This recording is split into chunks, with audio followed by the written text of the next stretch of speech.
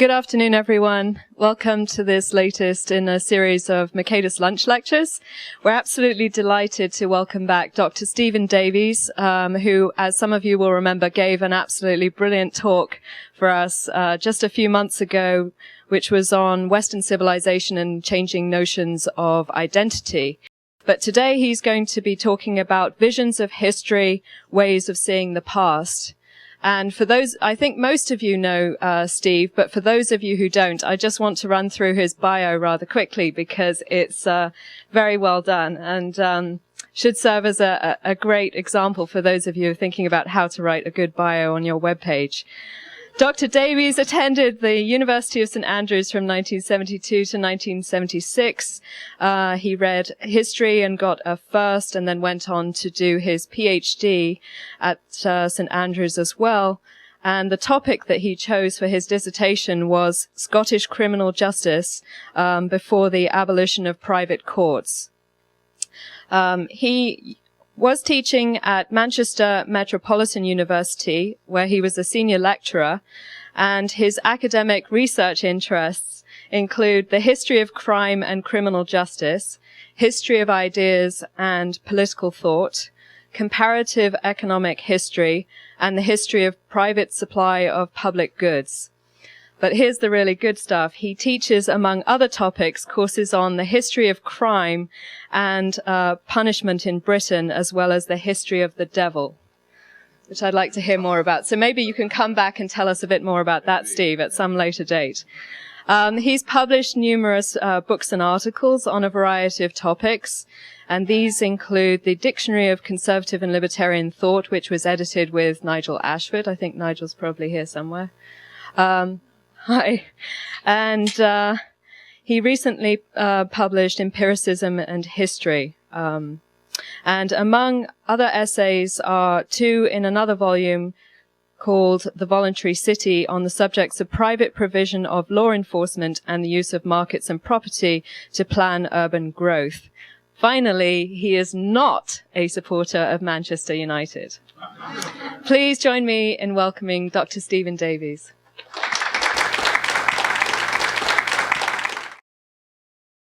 Most of you know these dates and those events associated with them. In a group of even reasonably educated people, you would find that, even if some people didn't recognize some of these dates, they'd recognize all of them. So these are the kind of dates that are part of most people's mental furniture. They are part of that kind of historical narrative, that way of thinking about the past that I mentioned, one that you've absorbed by a kind of osmosis.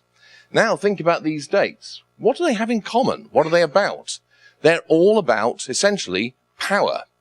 Political power, empires, and the things that go with them.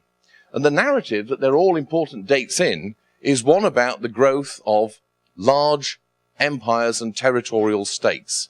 These are milestones, important events, revolutions, the doings of people with power, the fates of people who have power and screw it up like Charles I. They're all milestones and dates in a narrative in which political power, governance, and the institutions of the state are the central features, the ones that really matter, the things that count. And this is the kind of way of thinking about the past that most people have. This is why there are, literally miles of bookshelves written about these kind of events, but not so much written, as we'll see, about other kinds of events of a different sort. Now here I have another list for you. Certain particular dates. How many can tell me anything about these dates here and what happened on those dates? Let's go through them and see what we have. The 8th of the 5th, 1858. That was the first transatlantic telegraph. It only actually worked for a couple of months because some bright spark decided to see if it would work better with 4 times as much power, and that burnt the cable out. But it was relayed successfully in 1866. So that was the first transatlantic telegraph. The first message sent across it was a message from Queen Victoria to President James Buchanan. What about that date there? 1901. What happened that year? Well, that was when Marconi allegedly made the first successful transatlantic radio signal broadcast from Newfoundland to Ireland. it's a bit dubious as to whether he actually did it. He claimed to. He certainly made successful broadcasts a couple of years later. How about 1908? Indeed. What was the event? That was when Eli Terry started up his No, 1908. No, in fact, it's something similar to that, though. It's the day that the first Model T Ford came off the production line in Detroit. 1914, well, anybody know, what else happened in 1914 apart from the outbreak of World War I? That particular date was the opening of the Panama Canal. How about this one, 1956? That is probably, as we'll see, the most important, or one of the most important dates on this list. It was the date of the first container ship sailed from New York to North Carolina. 1960 is the first sale of the contraceptive pill. 1970, the first commercial jumbo jet flight from New York to Paris. 1990, that was the date when Tim Berners-Lee first created the World Wide Web. It's when the first HTTP protocol transmission took place. The first website was created just after a year later. And that's a date which I think is going to be significant, but I put that in because it's one of my personal favorites. It's the flight of Spaceship One.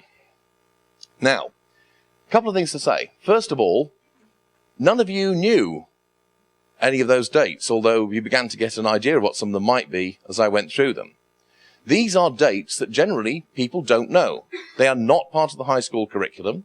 They are not the subject of miles and miles of books, unlike books about people who have killed huge numbers of people. The general rule of thumb in historiography seems to be that the more people you kill, the more books you get written about you, which is a rather bad incentive for some people. You don't find enormous numbers of books written about this topic.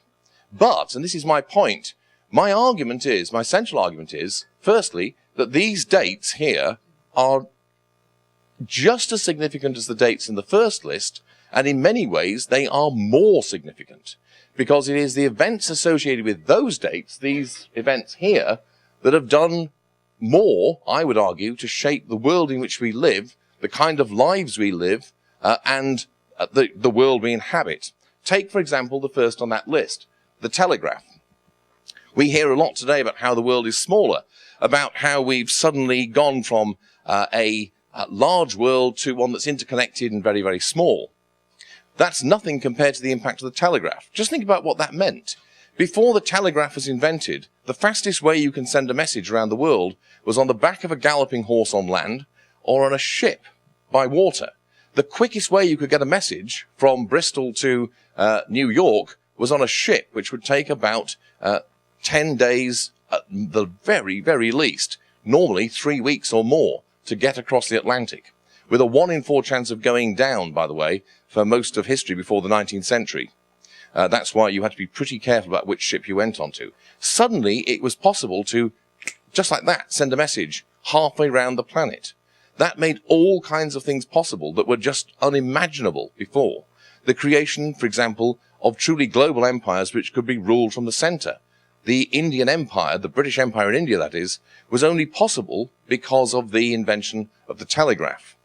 It also made possible the creation of continental-sized countries like the United States or the Russian Empire, which previously had existed in a rather different kind of way. And above all, it shrank the world dramatically. The world suddenly became smaller than at any time in world history, and it shrank in a way that has not been reproduced since. Think about the importance of the Model T Ford. Think how hugely important mass production in general, the mass production of consumer goods, and the mass production of the car in particular has been for the world you live in here in the United States. Everything you can think of almost about daily life in the US today derives from Ford's insight and his creation of that product.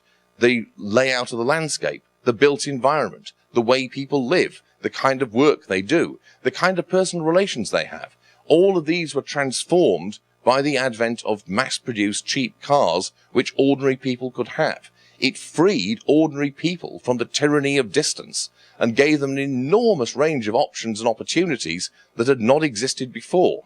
It meant that they could escape from a world in which you could travel maybe long distances by going on a railroad, but traveling intermediate or short distances always involved walking and a considerable effort. So your whole life was constrained in ways that is no longer the case. It also had a revolutionary effect upon the structure of the family and upon sexual behavior, for example. It gave young people in particular a degree of independence and the capacity to escape from parental control that had never existed before in human history. So the car is about a lot more than just mobility and personal transport. It has a huge range of social effects, and you cannot understand the world we live in now without thinking about what Ford and the people who came after him did. Think about the container ship. That's one of my favorites. That was the invention of a man called Malcolm McLean. He was a shipper, and he was waiting one time to have some freight unloaded from a ship and put onto trucks. And what he noticed was that the amount of time taken to unload the goods from the ship and load them again onto the truck took longer than either the voyage of the ship or the time that the truck would be on the road. And he came up with this brilliant, simple solution, the container. Now, this was an idea that could have been thought of and put into effect at any time since at least the 1850s, if not even earlier. It's like a number of inventions like that. My own favorite is wheels on suitcases. I'm old enough to remember when you didn't have wheels on suitcases, and traveling through the airport involved nearly breaking your back carrying heavy luggage. Then somebody, I wish I knew who it was so I could write them a thank you letter, had the very simple idea of why not put wheels in suitcases? Something you could have done at any point in the last couple of hundred years. And at a stroke, personal transport and mobility became a lot easier. Well, the same is true of the container. McLean had this idea, which, as I say, anybody could have had before him, but he was the man who did it. And he created the container ship. And what did that do? Well, at a stroke, it reduced the cost of shipping goods around the world by a factor of 30, 34 to be precise. The cost of moving a ton of goods from any point on the world to any other point suddenly became 1/34th of what it had been before in 1956. Just think about what the implications of that were. It created an enormous explosive growth in trade, in economic integration. You cannot understand the phenomenon of late 20th century globalization unless you think about the role played by the container. And the container continues to work its marvels everywhere. And everywhere you go now, you'll see these big, huge trains or enormous container parks with literally millions of containers on the move or stacked up. And that is all part of the great World Wide Web of trade. How about the contraceptive pill? Well, if you're a woman, that is probably the most important date in the whole of history. Seriously. Because until the invention of safe and effective oral contraceptives, women were at the mercy of their biology. They basically had two choices for most of human history. Either they could abstain from sex, or they would become pregnant at some point. And that meant that a whole range of options, possibilities, and opportunities were not open to women. Their lives were dominated, driven, constrained, constructed by the facts of their biology, by the fact of regular sex almost always leading to pregnancy. That's one of the reasons why many people from the highest ranks of society to the lowest many women, of course, that is, spent most of their lives pregnant. Queen Anne, for example, the Queen of England, was pregnant for more than 2/3 of her life. Very sadly, none of her children lived past the age of 7. So suddenly, in 1960, you have a huge breakthrough. And the point is that women no longer depend upon men. The latex condom had been invented in the late 19th century, and that was in itself an enormously important breakthrough. But it still left control, if you will, in the hands of men. The whole point about the contraceptive pill was that it put control in the hands of women themselves. And so it transformed women's life expectations, their capacity or ability to control and direct their own lives. We are still living and still exploring the consequences of all kinds of that revolutionary event. Again, something that is hugely important for understanding not only where we are now, but where we're likely to go in the future. The jumbo jet. Before the jumbo jet was launched, air travel was expensive, very expensive, and also relatively slow. But the main point was the cost. With the advent of the 747, it suddenly became possible for ordinary people to be able to fly around the world, to fly long distance. This has produced a whole range of phenomena. Things like mass tourism, for example, mass movement of people around the planet. It's made possible things like the seminars we run at IHS, where people come from all over the world just to have a week's seminar in the United States. That would just have been unthinkable for anybody but the very wealthy before the Boeing Corporation and Pan American Airways created that great technological breakthrough in the late 60s. And I don't need to talk about the work of Tim Berners-Lee and his creation of the World Wide Web. That, again, is a revolution that we're living through. And I hope and expect that the Burt Rutan and the flight of Spaceship One is also going to be a significant event, particularly if it allows us to get space travel out from under the dead hand of NASA. I'm personally quite convinced that if NASA had never been created, we would have self-sustaining lunar colonies by now, as well as many other things. So what you have here then is a different kind of story. The dates here are milestones, huge landmarks in a different kind of story. If the first kind of story was all about political power, was all about governance, was about wars, the creation of states, about government building and state building, the rise above all of the territorial sovereign state, the modern state, what is this kind of story? Well, it's a story essentially about three things. First of all, innovation. Innovation and creation by human beings. The ceaseless quest of human beings to simply make life better by finding better ways of doing things, by inventing or creating new things, new products, new technologies, new ideas, new discoveries, which enhance human beings' control of their environment and mean that they are no longer the slaves of natural forces, that their destiny is increasingly in their own hands. It's also all about trade and exchange. Several of the things on that list relate directly to that. The Panama Canal, for example, was a hugely important engineering feat because it connected the eastern and western hemispheres at an amazingly cheap price compared to what it had been like before when you had to go round the dangerous route round Cape Horn. Similarly, the building of the Suez Canal in 1869 was something that brought the Far East much, much closer to the Atlantic and to Europe and North America than it had ever been before, when you had to sail right round the stormy waters round the tip of Africa to get from Europe to India, the Indian Ocean and the Far East. So the second major sort of element of this story is the role of trade and exchange. And the third one is connections. Connections and links between people. People both living near to each other and, in many ways, more importantly, people living in different parts of the world. So what is the kind of core features of this story that these dates mark important mileposts in? Well, it's essentially the story about, as I said, the growth of connections and exchange and the corresponding growth of invention and innovation. Now, this has two aspects. One of them is geographical. I've already mentioned the way in which, for example, the Telegraph, the Panama Canal, the container ship bring together people who are geographically remote.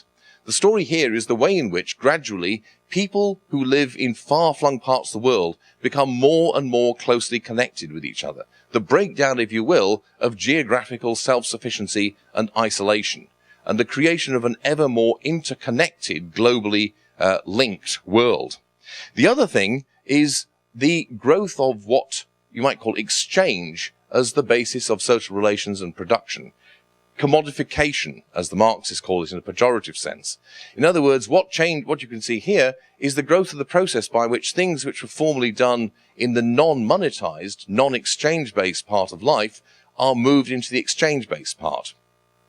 To give you an example of that process, if you'd gone back to colonial era America, or indeed any part of America before really the 1850s, apart from a couple of places like New York and Boston and Philadelphia, you would have found that most people brewed their own beer.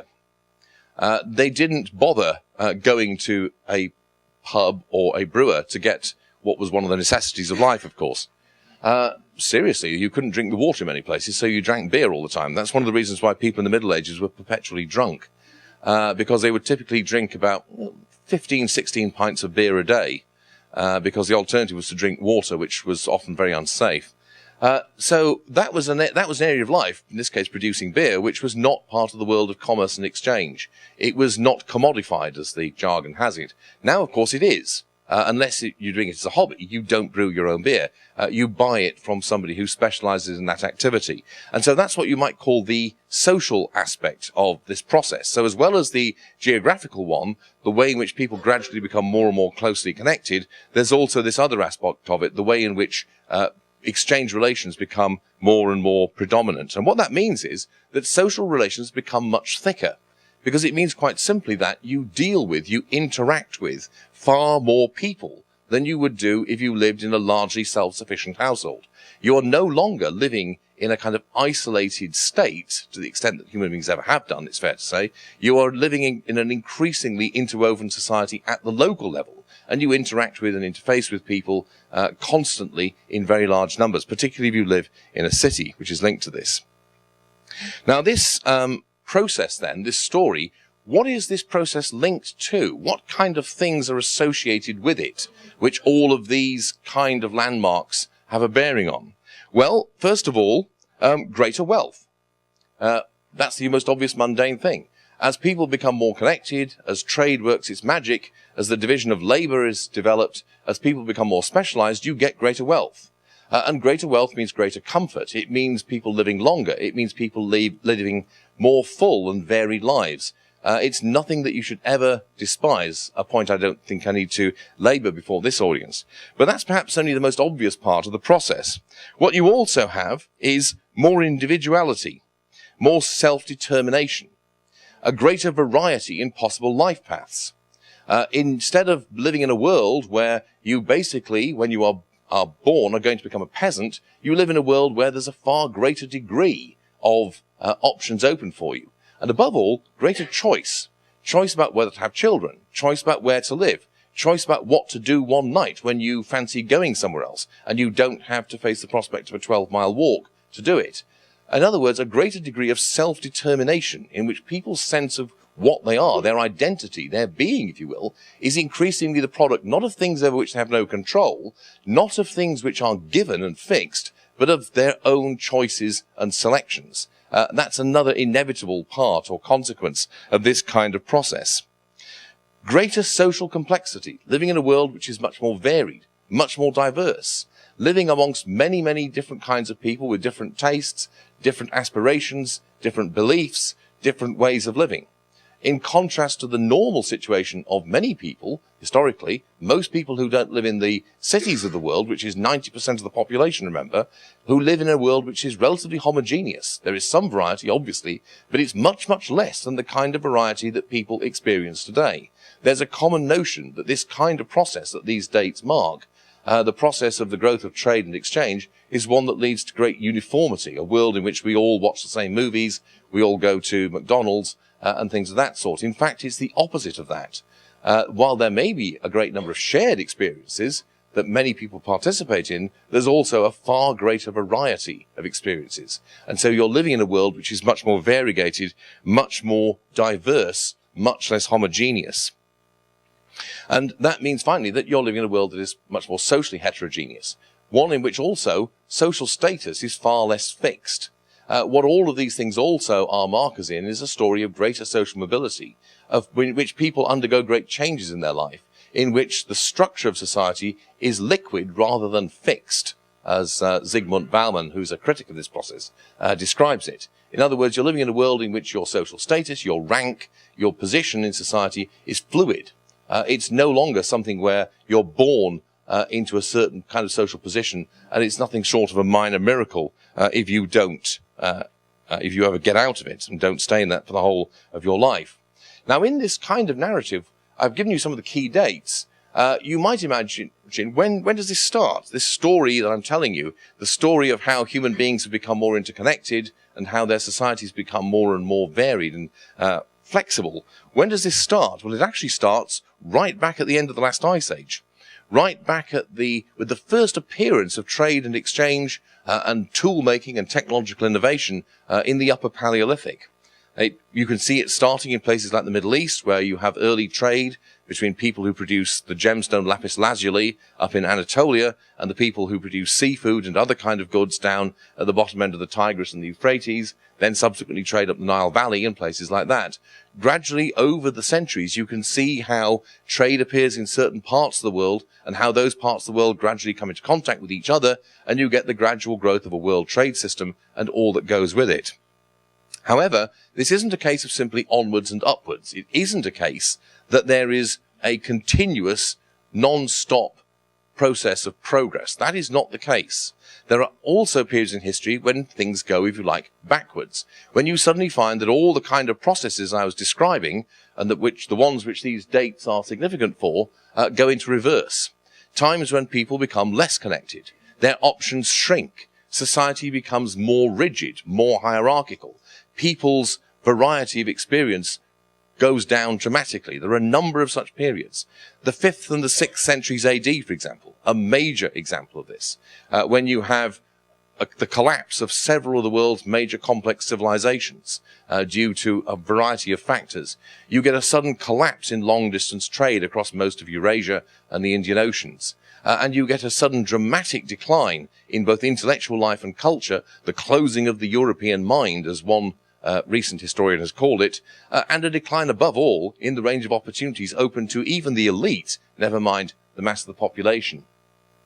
Another period is the 14th century, which, as I keep on telling people, is the place you shouldn't go to if you want to relive a past life.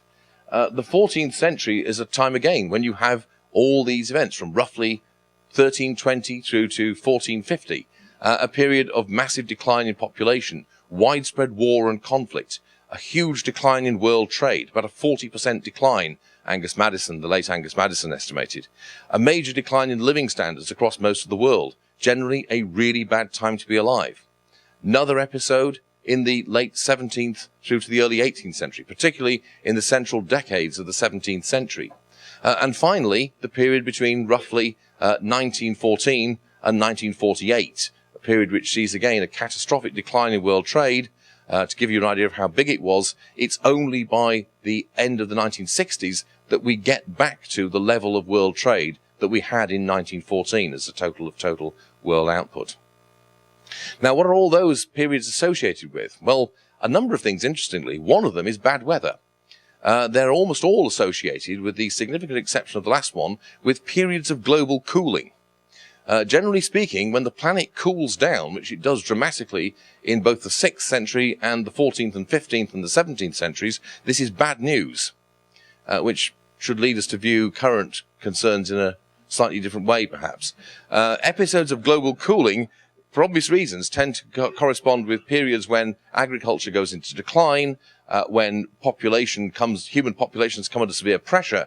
They also tend to correspond with periods of mass epidemics, of pandemics even, such as the Black Death in the 14th century, or the huge influenza or pandemic, we think it was anyway, which swept through the Middle East in the late 5th and early 6th century and wiped out nearly a half of the population of Constantinople in just 2 terrible years under Justinian.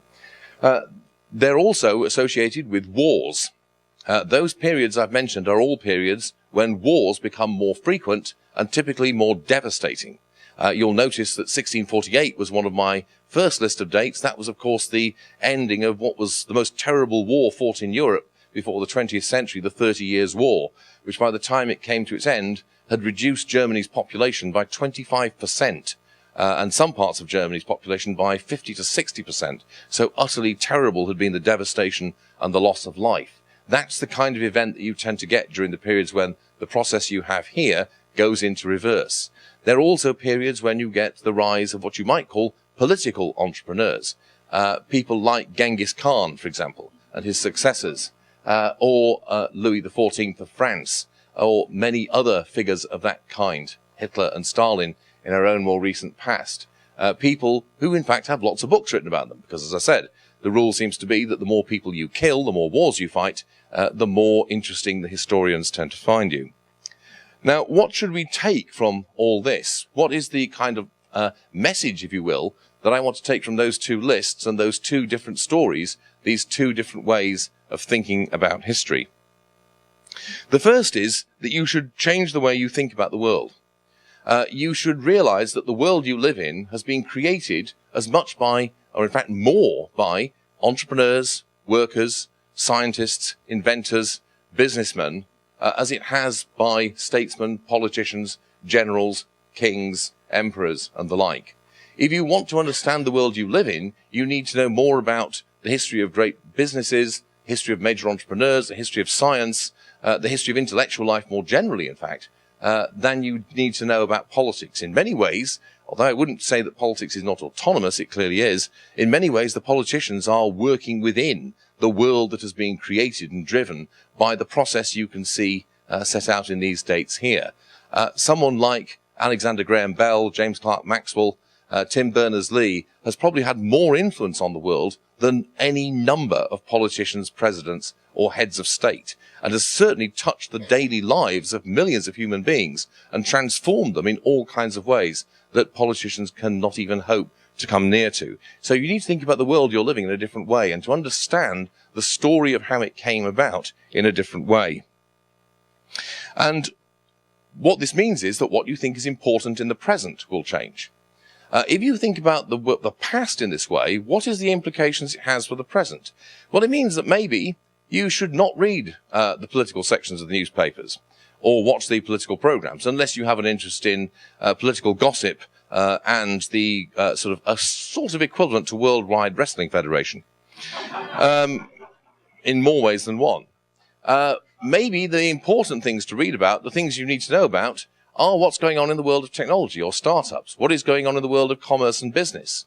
The people you need to read about are the kind of geeks out in Silicon Valley, California, who are creating the next electronic breakthrough. Those are the people who are probably going to have a bigger influence on the world than lots of the politicians. Mark Zuckerberg is probably a more important person in terms of how people live their lives than any number of members of Congress.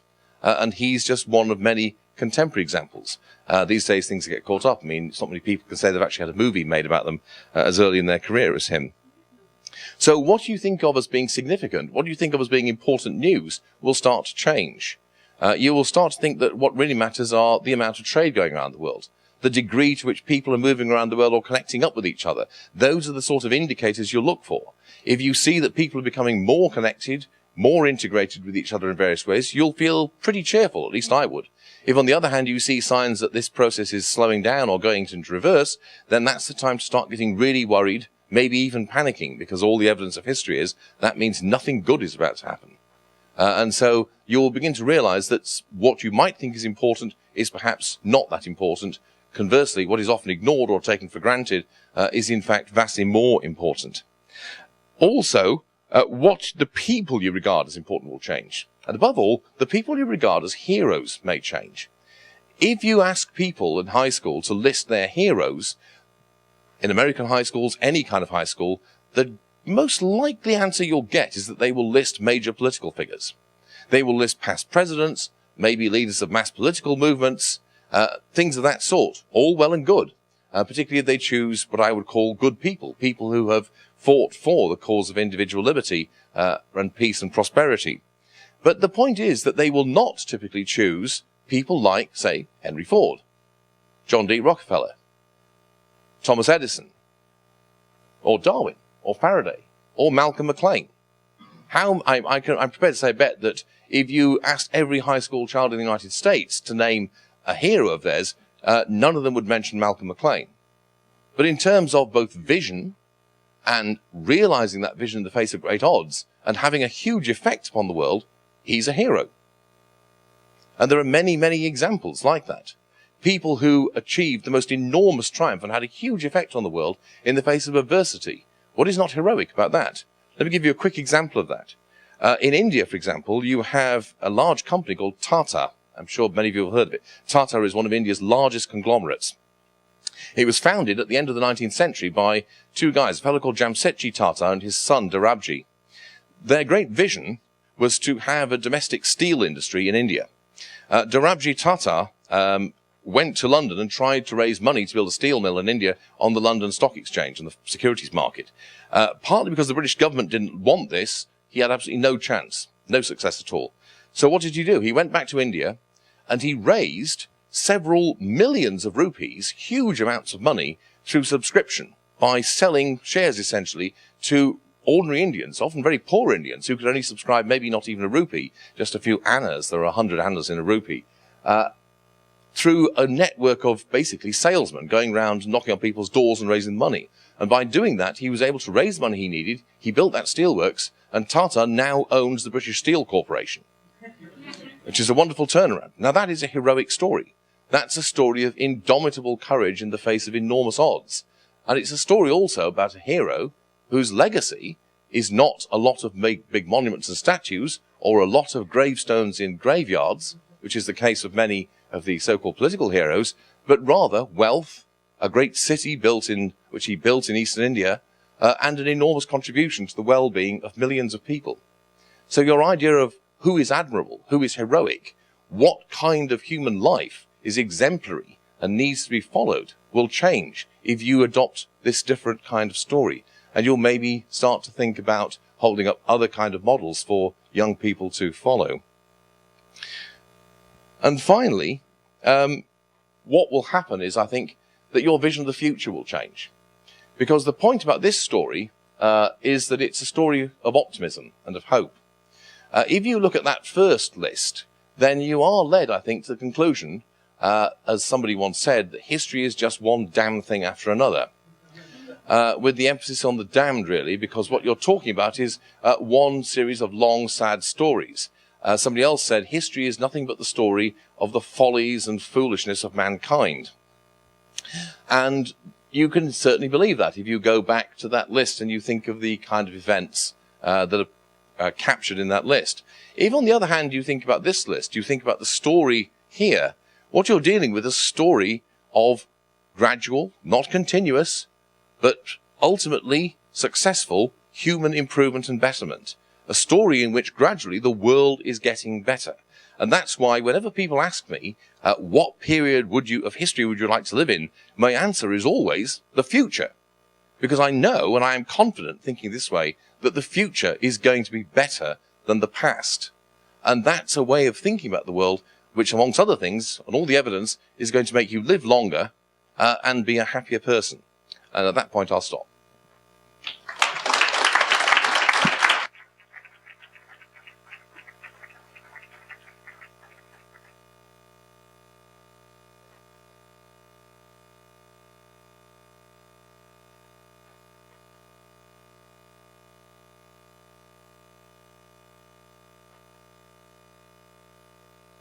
Okay, David?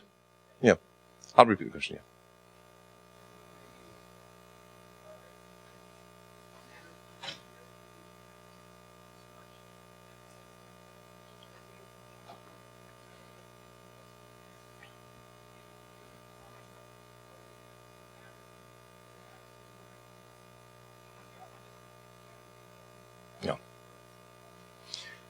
Right, the question is, does it matter where the innovations take place?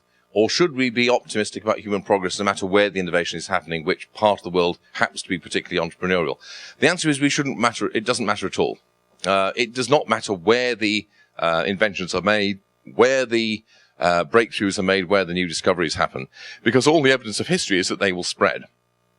And to the degree that societies are open to other societies, they will adopt innovations made in other parts of the world more rapidly than otherwise. And to the extent that they are that, they're going to be better off. Their conditions of living, their life is going to improve more rapidly than would otherwise be the case. The point is also that typically innovative societies are ones that are open. There is almost no example in human history, the only possible exception is Japan, of a society that is significantly innovative, either in technology or ideas or art, that is cut off from the rest of the world. Typically, innovation of all kinds goes with contact with the rest of the planet. This is true whether you're talking about China in the Middle Ages or Western Europe from the 17th century onwards. And so, yes, we should be enormously optimistic, and we shouldn't worry. One of the good things about that, of course, is it means that even if innovation is clamped down on and controlled in one part of the world, you can be pretty sure that it's then going to appear somewhere else. That just means that if you're in the part of the world where the innovation is being constrained, you're going to have to wait a bit longer to actually benefit from the breakthroughs, but you will still get them.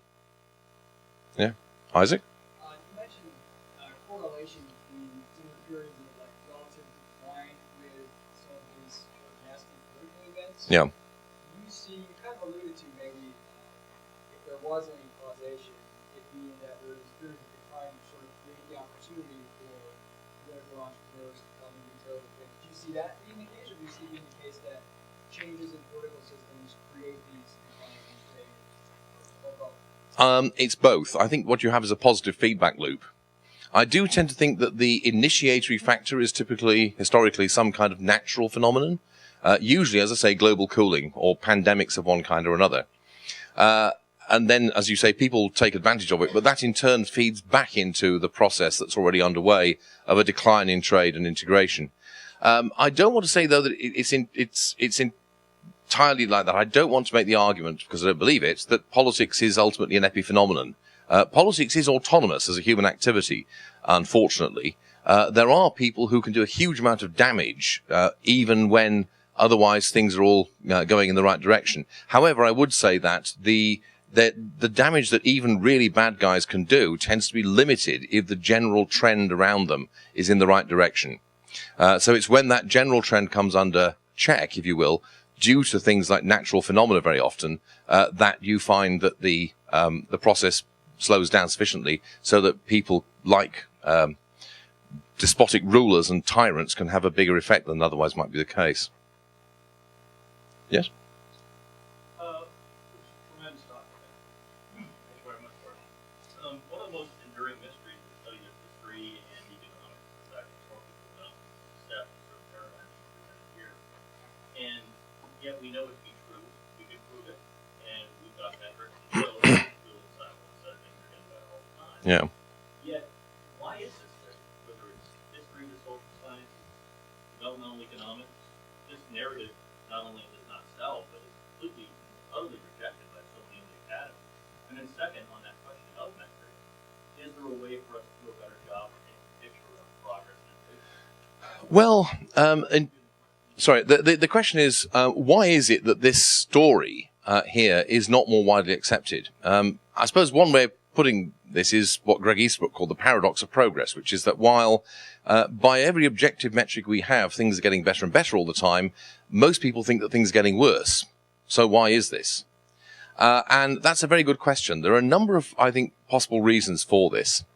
One of them is the fact that, generally speaking, bad news sells. So being told that things are getting better gradually but steadily is a pleasant message, but not a really exciting one. It doesn't get people really going.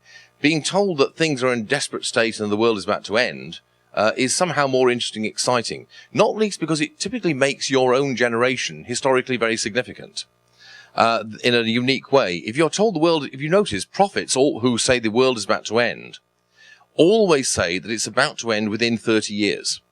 You never get prophets saying, the world's going to end in 150 years. Because basically, nobody gives a toss about that. People are interested in thinking that their own immediate lifetime is going to be the pivotal, culminating event in world history. And so there's an enormous influence of what you might call the apocalyptic narrative.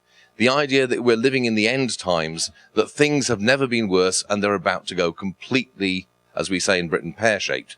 There's something, in other words, I think about human psychology that leads people to be receptive to this. Another thing is that I'm afraid, in some ways, the bad things are more visible. People take for granted, hardly notice the fact that they're living better than they themselves did even 20 or 30 years ago, never mind than their parents. Whereas they notice bad stuff. They notice wars. They notice things where cases of environmental disaster or things of that sort. They don't notice the longer-term comparisons. That's the job of the historian. The third factor, I'm afraid, is that a lot of people, particularly intellectuals, do not like the modern world. They would much rather, I think, live in a world Well, I'll tell you what, their ideal is that they live in a world where they enjoy the comforts and privileges of modernity, but they live in a world that otherwise is rather like the past. Why is this? Well, I think it's because, I'm afraid, intellectuals feel typically that they are undervalued and that they are living in a world which is driven by the tastes and the desires of Rubes and Hicks. The late Eric Hoffer, I think, captured this very well when he said, one of the things about the modern world, particularly the modern United States, is that it's a world where the common man is king. It's the tastes, the interests, the proclivities of the common man and woman that are reflected by the economy, that are reflected in the way people live, the kind of products that are produced, the kind of culture that is produced. People who regard themselves as being an elite and superior to the common herd find this infuriating. And so a lot of intellectuals, I'm afraid, and this is not a new story, this has been true for a couple of 100 years now, regard modernity as being something to deplore or to moan about rather than something to celebrate. And so to the extent that this is the process that has created modernity, they see it in dark colours and they tend to constantly play it down. Final point is that, of course, one thing is the role of government education. Why is it, to go back to the question I posed at the start, that so many people know the dates in that first list and very few people know the dates in the second list? The reason is because you learn about the first list in high school. And why is that? Because they're part of a process of education, one of the purposes of which is to inculcate a particular vision of the past in the minds of high school students and others, the aim of which is to make them loyal subjects of the state. And that is explicit if you read the kind of arguments made by the people who created the state education system. And so history is one of the most important ways in which ruling groups around the world build a mindset in the minds of many of their subjects that leads them to identify their own interests with the interests of the state that rules over them and the people who control that state. That's why, although I'm a historian, I am not depressed or suicidal about the historical ignorance of the great mass of the public. Because given the kind of view of history that they're supposed to have imbibed, I think it's actually good that they haven't. And I think that's actually a credit to their intellectual capacity for resistance. Nigel? Yeah, my question was going to be the same as that, but I did want to add something else, is what could be done to reverse it so that the first version no longer dominates and your second version no longer marks? Well, I think that there are a number of things that can be done, and there is evidence from the past which suggests that this is certainly possible. I did mention the fact, people generally tend to think that things are going to the dogs. However, if you go back to the late 19th century, the general popular view was the opposite. At that time, most people thought things were getting better all the time. So it is not inevitable that people think this, despite what I said about humans apparently having a proclivity for favouring gloomy news over cheerful news. The answer is how to do it, and I think the answer is you can't really expect to do this through regular academia, not at the moment, for various reasons, including the ones I mentioned. What you need is a transformation of popular culture. And so the way in which you can, if you like, make this kind of story more widespread and widely known is through things like popular biography, which is something that, in fact, I think is actually happening, through the medium of the motion picture, of television. If you have, television programs about this kind of story, there'd be, I think, an enormous market for it, and that could have a big effect. And that indeed, I've given you two stories here. There are other stories. And I do remember, for example, a wonderful television program, this gives my age away now, presented by a guy called Kenneth Clark, called Civilization, which the BBC had many, many years ago. And he told the history of the world as being all about artistic achievement and the way in which that worked. That's yet another narrative that you can have. It was an immensely popular television program. It was almost compulsory viewing for millions of households in the United Kingdom. And I think that there are many, many ways in which you can spread these ideas in a very attractive way through the medium of popular culture to people. This is being done. There's a wonderful book, for example, about Malcolm McLean and the container ship called The Box, which I recommend to you. It's a really good work of popular economic and business history, which gives you some idea of what a dramatic and, in fact, inspiring story that is. Yeah?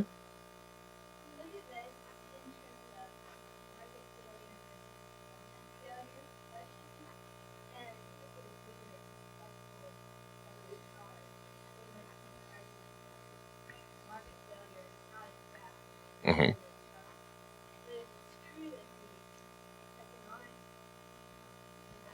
Mhm.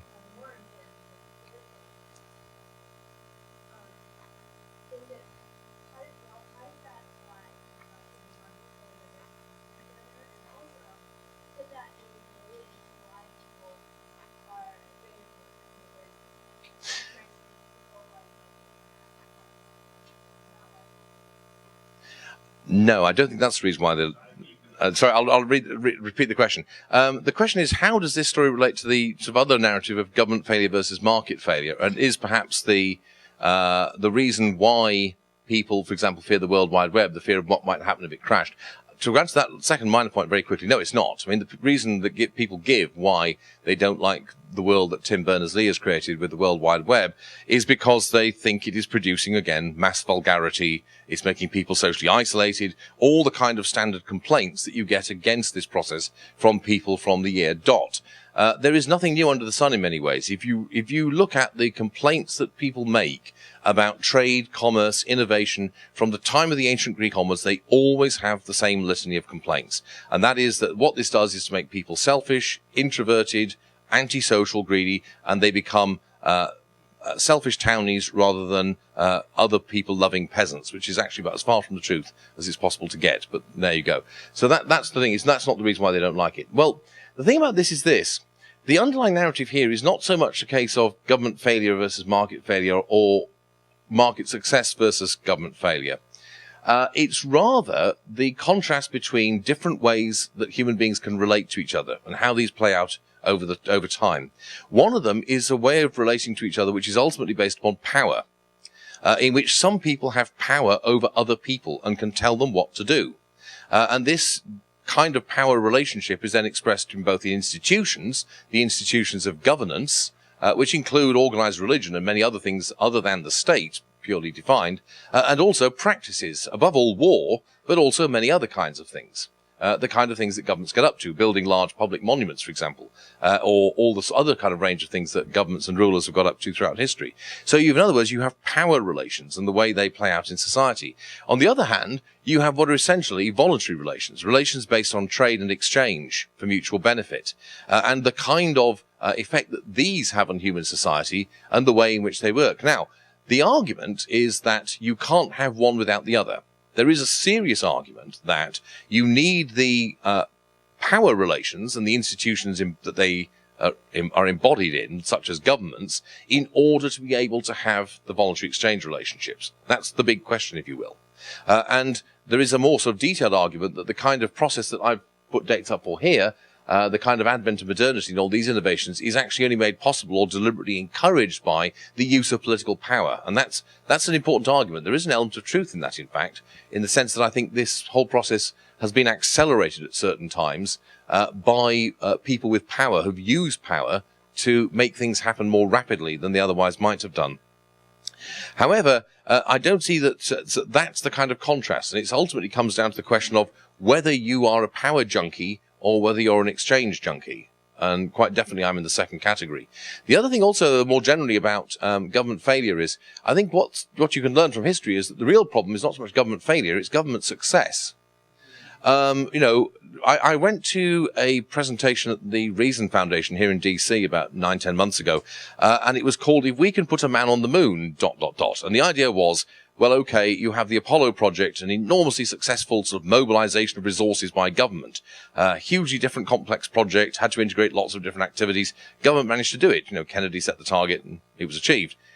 So the point of the talk was, how could you, find out what areas of government worked and what did not? And my response, which I didn't actually say, I thought it would be I'd cause a bit of a row if I did, was to say, well, okay, let's give another example of an incredibly successful government program, the Holocaust. Hugely challenging. The challenge is to exterminate an entire population throughout the whole of Europe. You need to integrate lots of different government departments and bureaucracies. You needed to devote a huge amount of resources to doing it. But in fact, pretty close to success. The point, of course, is precisely that. It's no good simply thinking in terms of success or failure. You have to ask the ultimate question of, what is the end?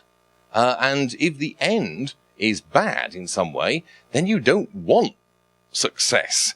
You actually want failure rather than that. And part of my argument would be that, in fact, in many cases, power and the way in which it's used is purely for bad ends. And so to the extent that you do find institutions that are incompetent and don't work, as I sort of intimated earlier, that's actually something you should be grateful for. Any other questions at that point? Yeah, Sarah?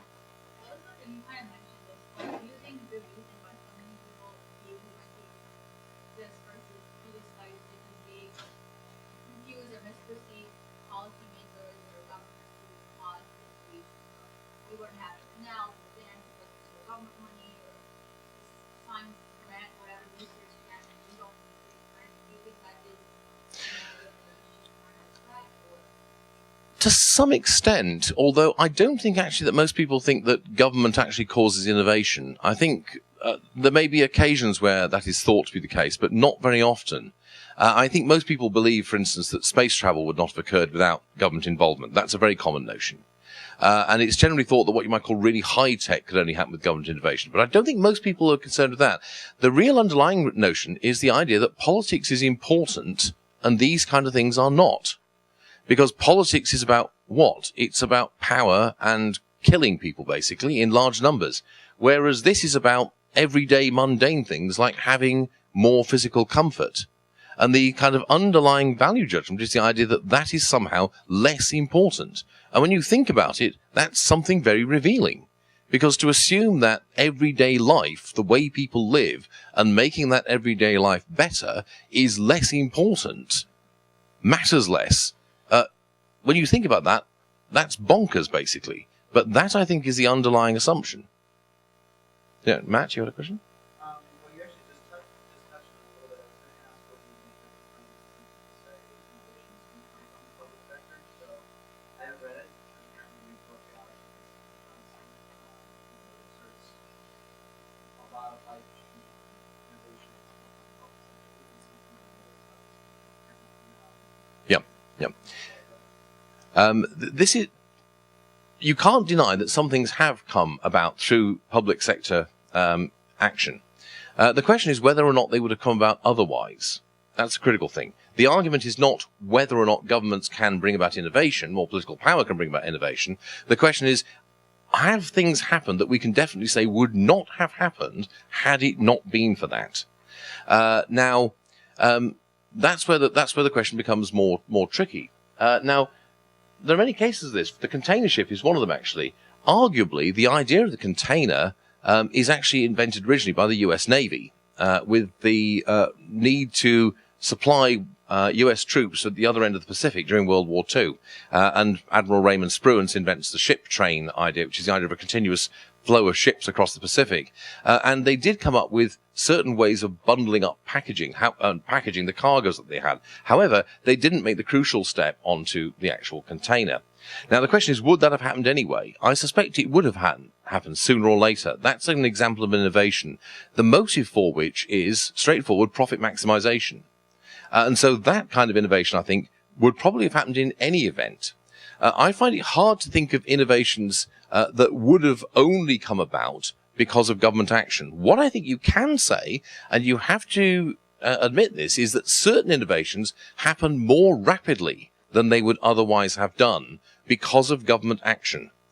Take, for example, heavier than air transport. I think it's pretty clear that if it was not for systematic and large-scale government support, heavier than air transport would have been much more slowly adopted than it actually was. We would not have anything like the large heavier than air transport industry that we have now. We would be beginning to develop it, or we would have begun to develop it probably about 20, 30 years ago, but it wouldn't have happened as rapidly as it did. So what political power often does, and quite often frequently does, is to make things happen earlier than would otherwise be the case. What you also get is that in some cases, because of political action, certain technologies, certain innovations happen instead of others. So in the case I gave the example of, the promotion by governments for military reasons, essentially, of heavier than air transport leads, amongst other things, to the effective demise of the alternative transport of the airship. That's a whole technology that doesn't really get developed. And it's not because of the Hindenburg. That's one of the historical myths, actually. It's because, essentially, all the impetus is coming from political rulers for heavier than air transport. because, as I say, for military reasons. So that's an undoubted phenomenon, both those two things. Yeah? I just wanted to hear your comments. Do you think that there's another narrative that's missing in high school and like the larger conversation? I think these are two manifestations of a moral narrative. I would say like a philosophical, moral, Yeah. loosely spiritual narrative of what we're aiming at. Mhm. What's good for human beings and Right. this is like a way to get out of this kind of more uncentralized, individualistic. Everyone's more centralized, coercive. Mm-hmm. So should there be, alongside these two narratives, another narrative about where we're going, so who we are, that kind of thing? Well, indeed, you can have that. I mean, as I said, there are many different ways of having narratives about history. I mentioned one where you can make art the focus. Another one that you could do is make ideas the focus, in which case 1776 is an important event not because of the Declaration of Independence, but because of, well, what? Sorry? Yeah, the publication of the Wealth of Nations. And maybe the most important date in the 17th century is not 1648 and the Treaty of Westphalia, but 1682 and the publication of Newton's Principia Mathematica. So that would be another narrative. Now, the kind of narrative you're talking about is one essentially which focuses upon philosophy and religion and says that what is crucial is development of the idea of what it is to be human. And also the growth towards universality. Because one of the distinctive things you can tell in that narrative, that kind of narrative that you allude to, is the fact that initially people think that the immediate tribe or group they belong to are humans and nobody else is. And one of the things you can see is the way in which the category of people is gradually expanded to be made more and more universal. So I think human beings have always thought that killing people is wrong. But what has changed is the category of who counts as people. So in feudal Japan, peasants did not count as people. So if you were a samurai, you could kill peasants without any sanction at all. In fact, in some circumstances, you were obliged to kill them to preserve your honor. And so that's a different kind of narrative. So yes, that would be another possibility. Yeah, do you got another one?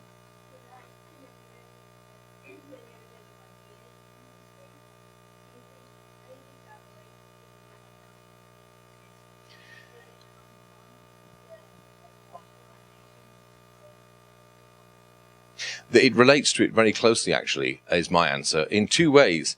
One is that, of course, there's a correlation between ideas and action, so that ideas shape the way people behave and the way institutions develop, and to the extent that that has an impact on this process of innovation and trade and discovery, obviously there's a direct connection. But there's another connection as well, and that is this. If you look at the production of things like ideas, works of art, works of music, things of that sort, there's been an explosive growth in their production over the last 200 or 300 years. Far more intellectual creativity takes place now than took place in earlier periods of human history. You do have, in the past, odd, brilliant episodes of what you might call cultural efflorescence, like 5th century Athens or 13th century China, but these are actually quite exceptional. And generally speaking, the level of intellectual productivity in the past is nothing like what it is now. One of the ways in which we downgrade our own society and civilization is to think that we are living in a world of dunderheads, basically, and lack of real creativity. That is actually the opposite of the truth. Now, that is clearly connected to this, because it's the process of greater diversification, greater connection in different parts of the world, therefore greater intercourse of different beliefs and ideas, that is crucially connected to this increase in creativity. So in that sense, the two are very much connected.